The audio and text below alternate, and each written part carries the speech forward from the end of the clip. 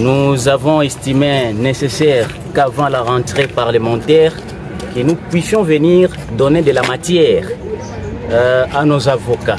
Comme vous le savez bien, le député sont les avocats subordonnés à une obligation ou à un résultat, à une condition de résultat et non de moyens.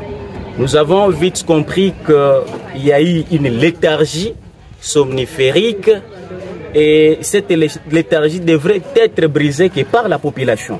C'est ainsi qu'à ce jour, nous avons pris l'initiative, comme les élites au service du Tanganyika, parce que nous sommes prêts pour la paix, pour le décollage et pour l'émergence de la province du Tanganyika. Et cela n'est possible que si les députés, que si les animateurs des institutions parlent le même langage avec la population. Parce que nous, comme élite au service du Tanganyika, avons cru en l'avènement de la jeunesse à la tête de toutes les institutions. Je cite l'Assemblée provinciale et le gouvernement provincial. Et à chaque fois, lorsqu'il y a une matière, nous avons l'obligation de nous déporter pour aider à nos députés qui, du reste, pendant les vacances parlementaires, n'ont pas rempli leur devoir sacro-saint de rencontrer la population en vue de récolter les différentes doléances. Il s'agissait d'une banque de la matière devant leur permettre, devant animer cette rentrée parlementaire sur les différents secteurs vitaux de la gestion de la chose publique. Principalement, nous avons pensé sur la question liée à l'insécurité, dont le banditisme dans la ville de Kalemi, et même les cas de vols, de tueries et de kidnapping ne cessent à battre les records. Nous avons philosophé aussi à la question liée à l'économie de la province du Tanganyika.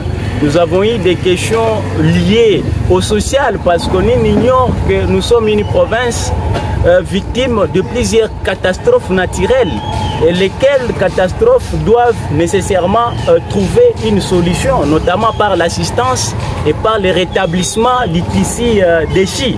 Nous avons également pensé à rencontrer les membres du bureau de l'Assemblée provinciale pour leur aussi donner de la matière sur les questions liées aux infrastructures. Nul n'ignore que la province du Tanganyika a acquis un recul significatif des infrastructures socio-économiques de base. Je parle des routes. On n'a plus des routes dont tout un chacun est témoin.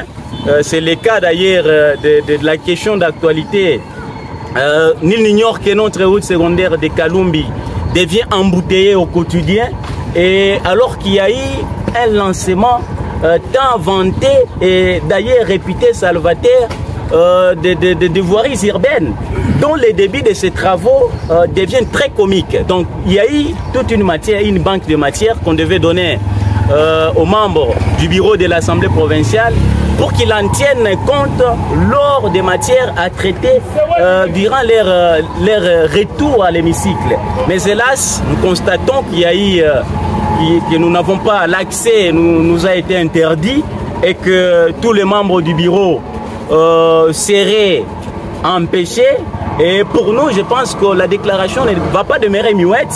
Cette matière, vous êtes des chevaliers de la presse, vous allez voir comment la commenter jusqu'à tel point elle atteindra bien entendu toutes les couches et tous les animateurs. La prochaine étape, nous réservons de la dévoiler parce que cette ignominie pour les élites au service du Tanganyika ne demeurera pas impunie. C'est-à-dire, nous allons trouver des voies et moyens pour sanctionner cette déception. Parce que lorsqu'une couche très importante de la population se déporte pour aller vers les électeurs, on ne pouvait pas nous empêcher les contacts envers les électeurs.